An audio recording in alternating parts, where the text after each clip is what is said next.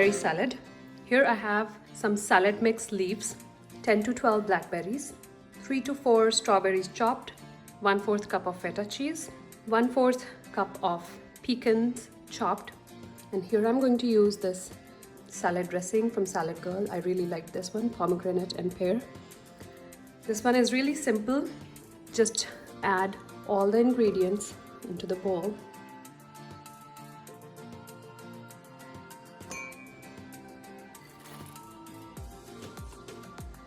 Add cheese. Shake the dressing well.